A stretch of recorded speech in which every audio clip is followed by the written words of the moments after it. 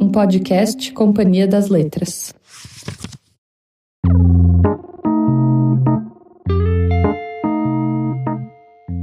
Oi, eu sou Kalila das Mercês, autora de Nódoa.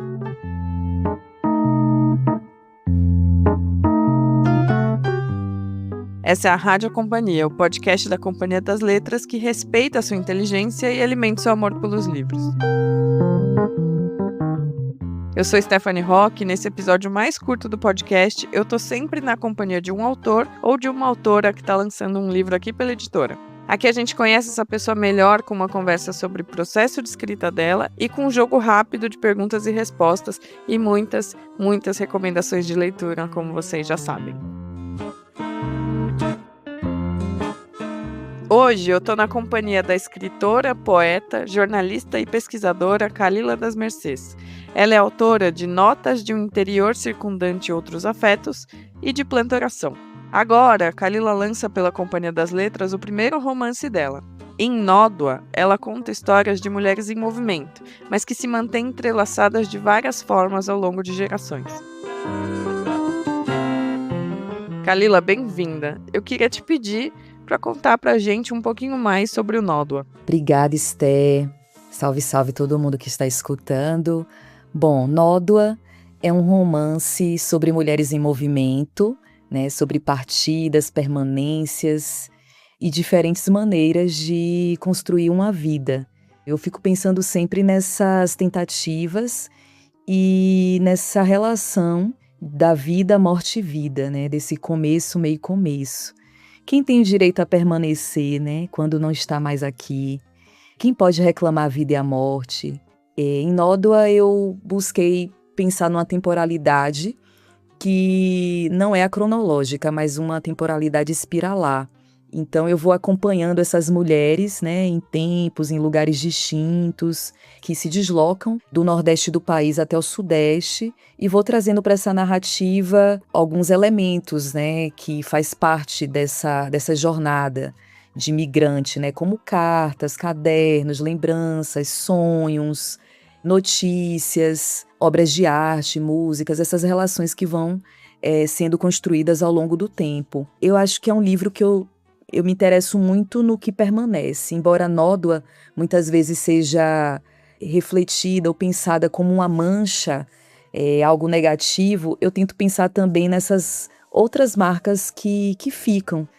A gente pode também ter boas manchas, né? Boas marcas, boas lembranças. Então fico pensando muito nisso, assim, naquela mancha daquele molho que alguém querido que fez e que de repente sujou um pano de mesa, uma mancha de dendê, de uma comida gostosa feita por alguém que nem existe mais. Então eu fico pensando nessas marcas também que configuram algo que é afetivo, que é querido. Tem uma outra coisa também que eu fico pensando em Nódoa, que é um livro que ele também tem um interesse numa ideia de suspensão. Então eu queria muito trazer, né, o que é que fica, né? O que é que insiste em permanecer? E eu crio uma genealogia, como você trouxe na introdução, mas a genealogia também que expande essa ideia da família nuclear. Eu queria trazer essa família expandida, né? Essa ideia expandida de familiaridade. Então, vai ter a relação de madrasta enteada, de meia-irmã, que na verdade tem uma relação como se fosse uma mãe daquela irmã mais nova, e outras relações com a vizinhança, com outros amigos, né? Que se tornam família ao longo da jornada. E eu acho que isso é muito comum na vida de pessoas migrantes, essa familiaridade estendida, né? E que pouco é observada. Outra coisa que eu acho que fica muito presente em Nódoa é quem tem o direito a se mover, né, nesse contemporâneo. Quem se move com dignidade, como as pessoas se movimentam nesse momento. Então, talvez é um livro que eu penso muito nessa teimosia, né, da possibilidade de algo que não foi pensado para determinadas pessoas. Então, eu tenho falado muito desse impossível se tornar possível. Muito bom, e ainda tem muito mais, porque eu já li seu livro e tem também uma espécie de luto, né, a pessoa que consegue que está viva ainda quando é dada como morta, né, tem uma questão de acho que até se relaciona um pouco com permanência, mas bom, você fala disso daqui a pouco. Porque esse primeiro bloco do nosso podcast, ele se chama escrita, que é onde a gente te conhece enquanto escritora, né, então, desde qual o seu processo, enfim, quanto tempo você levou para escrever, são esse momento para a gente entender tudo sobre você, Kalila das Mercês, escritora. E aí, como eu já adiantei, eu queria muito saber qual foi o seu processo de escrita e pegando o gancho no que eu adiantei sobre a questão da morte da vida, qual foi esse estalo que te deu para contar essa história do Nódoa?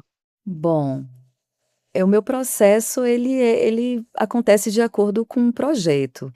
No meu livro de contos, O Plantoração, eu escrevi ele praticamente todo dentro de casa, né, no período da pandemia, todo numa única mesa.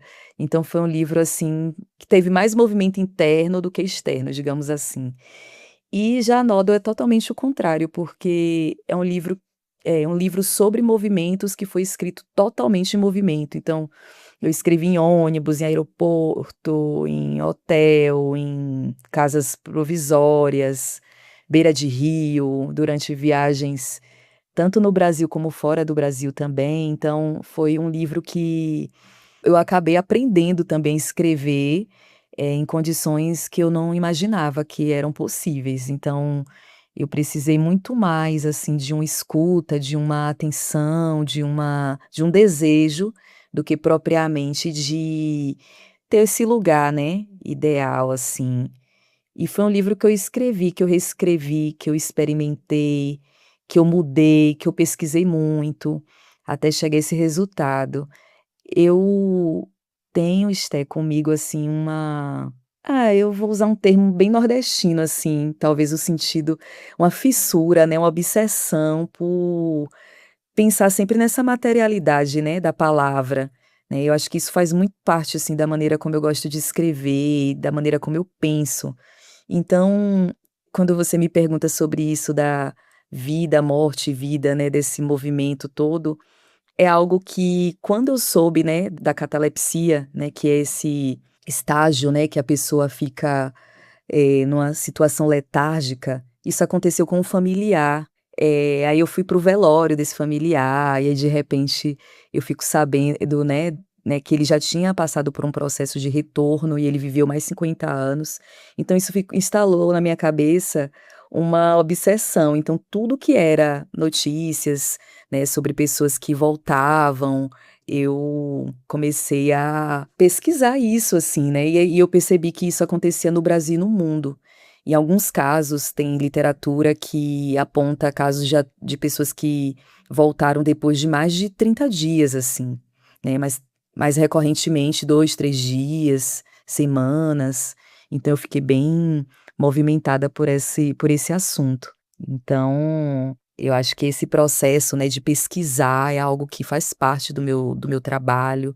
Como trazer esse movimento de vida à morte no livro, então eu vou usar a materialidade da escrita para isso, seja nas divisões dos capítulos, seja também na maneira como eu vou narrar a história de família, né, porque para mim não tem como você contar uma história de família apenas por uma voz. Então trazer outras perspectivas, trazer esse pensamento, antes, depois, então é esse tempo espiral mesmo que faz parte enfim, dessa história, né, de contar essa história. Muito bom. Desse processo, então, que você disse que o Plantoração você escreveu durante a pandemia, na mesma mesa, num estado um pouco mais estável, você, com o Nódoa, já escreveu em movimento, como você disse mais cedo. Quanto tempo levou essa brincadeira e essas idas e vindas, desde a primeira tentativa de escrever o Nódoa até o momento em que ele está saindo? E eu pergunto assim, desde o começo, digamos que você tenha escrito a primeira frase do Nódoa antes do Notas, por exemplo. Isso também é possível. Eu queria saber, colocá-lo em perspectiva, quanto tempo levou para fazer o Nódoa?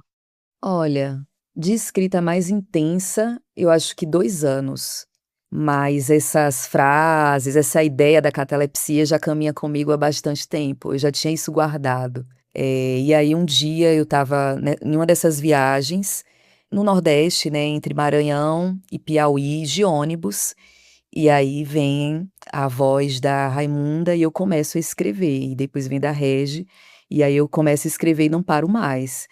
Quando surgiu as vozes, eu não sabia que eram as vozes delas, eu sabia que eram vozes.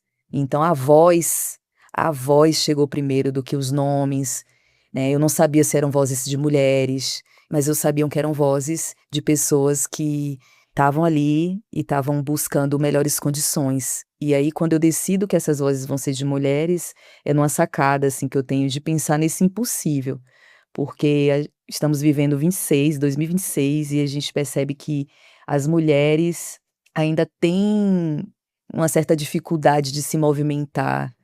E eu queria abordar isso na década de 60 e pensar como a gente tem feito esse trânsito desde então e os desafios que a gente tem feito, como a gente migra e levantar, né, esses assuntos que se relacionam e que ainda a gente não tem uma, digamos assim, ao meu ver, não evoluímos tanto. Ainda a gente tem vagão exclusivo, temos que ficar sempre pensando, né, em alternativas paliativas para que nossa segurança seja de fato acolhida, né? A gente está num país que toda hora a gente escuta notícias, né, de feminicídio, de violências contra a mulher, contra os movimentos das mulheres, contra a autonomia das mulheres. Então eu resolvi tocar nessa questão e trazer esses movimentos a partir da década de 60 e também pensar, né, sobre essa migração, sobre quem pode se movimentar. Sei lá, desde o período que eu fiz o meu doutorado, que eu levei esse assunto, né, 2016, que eu levei esse assunto para o espaço acadêmico também, para investigar o movimento, né, de mulheres na literatura contemporânea, eu queria abordar não somente as escritoras, mas também as personagens e as pesquisadoras. Como a gente cita essas mulheres, como a gente movimenta o trabalho dessas mulheres na nossa sociedade. Muito bom, Kalila. Você conhecendo a história, é muito bom ir juntando os pontos também. Entender que você também, enquanto mulher em trânsito, eh, espelhou isso nos seus personagens.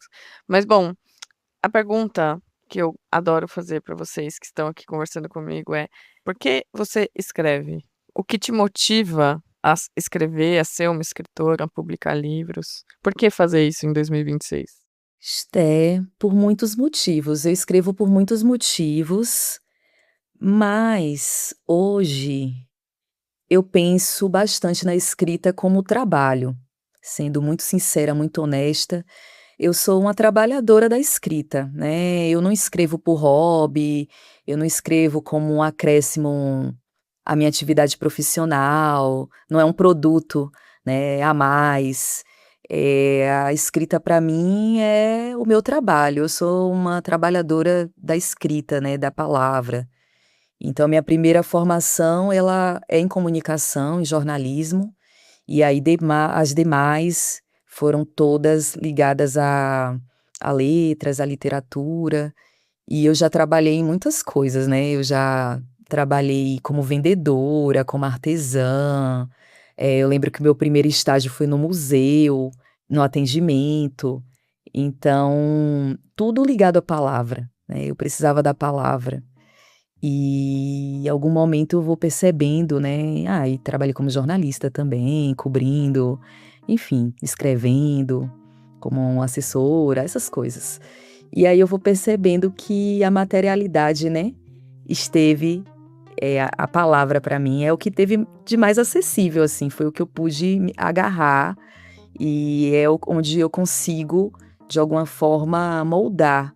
Então, as letras, a palavra, a escuta, a possibilidade de organizar fragmentos, histórias, narrativas. Então, eu escrevo por isso, assim, que a palavra é minha ferramenta, assim, mesmo. Então, talvez eu escreva porque foi a materialidade, a matéria que eu encontrei para fazer o que eu faço. Eu queria ter outras habilidades. Mas eu tenho isso, né, a arte da palavra, como diria Conceição Evaristo, né. É sem dúvida uma das mais belas, então nem sei se você precisa. Você certamente tem outras, você falou que você era artesã, então você tem outras muitas habilidades, mas certamente essa é uma das mais bonitas de escrever. Bom, agora a gente já te conhece como escritora, então a gente precisa saber quem você é enquanto leitora. Por isso eu vou te apresentar o nosso bloco Estante, que é quando a gente conhece vocês melhor a partir das referências literárias. Eu tenho algumas perguntas, umas perguntas de bate-pronto. Tenho certeza que você vai sair bem. Bom, Kalila, você sabe algum poema de cor? E se sim, consegue declamar aqui pra gente? Seria um poema meu ou de outra pessoa? Tanto faz. Pode ser seu também. Ó, eu sei um de cor e de outras pessoas talvez uns trechos. Pode ser? Pode ser. Eu vou declamar um meu, que chama Número 18. Engatinhei em chão de cimento, vi uma casa de uma única janela ser ninho de passarinho. Quando aprendi a andar, voei. Quando aprendi a falar, chorei. Vou ali e volto, manhã. Vou ali e volto. Um dia vou para casa. Muito bom, muito bom e Ai, ai, dialoga Esté. totalmente com o seu livro. Essa foi uma das poesias que eu escrevi, que primeiro eu escrevi do meu primeiro livro, né, do Notas.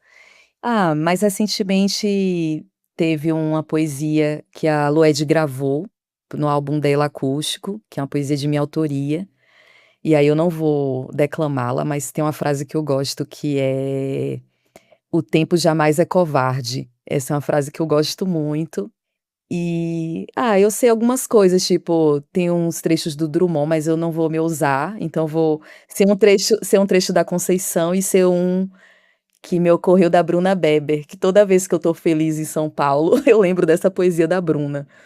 A da Conceição é assim, é um trechinho que ela relaciona com o Drummond até, que é assim: "Sigo os passos, passo a passo, sigo e passo, as águas passam e as pedras ficam".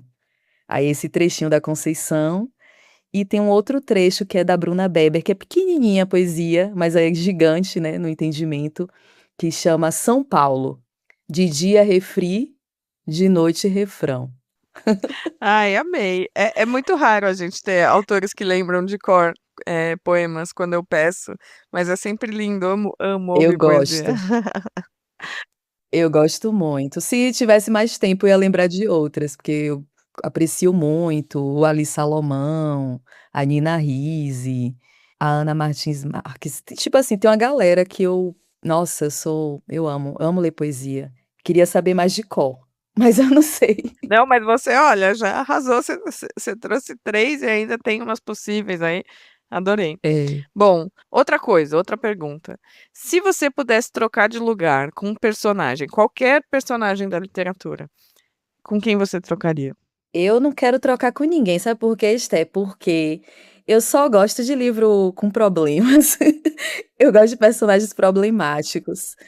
E eu leio um monte de gente em situação difícil. Eu não queria ficar em situação difícil, eu fico angustiada. Então indica um livro que pode ser também um personagem que você tem certeza que jamais trocaria de lugar, você não queria estar na pele de tal personagem. Nossa, sei lá, um dos livros que eu mais gosto é Campo Geral, por exemplo. E aí eu falo: "Cara, eu não queria ser o Miguelin", sabe, é muito triste a vida dele, né, e eu fico pensando nele, mas também tem a Rísia, né, das Mulheres de Tijuco Papo, que ela é virada no no 220. E eu gosto muito da coragem dela. Talvez eu seria a Rísia, assim, talvez eu mudasse, talvez eu fosse essa mulher que retorna. Muito bom. Gosto muito da Marilyn Felinto. Ela é incrível. Bom, e se você pudesse aprender um novo idioma para ler um livro no original, que livro seria? Eu vou falar de um mais recente que eu li, que eu gostei, que me deixou angustiada, que foi A Vegetariana. Eu acho que eu aprenderia coreano. Ah, eu acho que o idioma é Yanomami, né, para entender a queda do céu, para captar com profundidade todos aqueles cânticos, todas aquelas palavras. Eu acho que eu seria muito feliz tendo essa possibilidade de estudar um idioma tão rico e, enfim, seria incrível. Nossa, sem dúvida, não há dúvida. Outra pergunta: que livro você, Kalila de 2026, recomendaria para Kalila de 2016? Todos os livros do Lima Barreto, eu deveria fazer um intensivão lendo os livros do Lima Barreto, em 2016. Li poucos. Eu acho que o Lima Barreto ele é muito contemporâneo e é algo que é raro, assim, né, encontrar em autores do século passado, essa contemporaneidade tão certeira, né. Então, tem autores, por exemplo, que a gente lê, sei lá, Octavia Butler, né, que tem uma literatura especulativa e que ela consegue trazer, né, uma sei lá, ela escreveu na década de 90, na década de 70, na década de 80, ela consegue trazer uma projeção tão eu percebo isso no Lima Barreto, embora a obra dele não seja configurada como especulativa.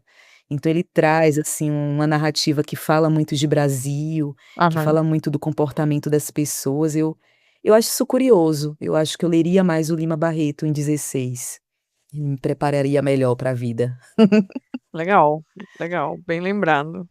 E aí, a gente já tá terminando, eu tenho mais 2 perguntas. Uma é: Kalila, que livro mais te emocionou? Ah, eu acho que eu já falei, né, eu acho que o livro que eu chorei, assim, que me emocionou, que me deixou um livro brasileiro, assim, que me emocionou foi Campo Geral. Eu chorei, eu fiquei muito comovida, né, com a história dos irmãos. Eu acho que histórias que envolvem irmãos é sempre batata, assim, eu sinto, aquela história do Miguelinho do Dito, né, eu amo tanto.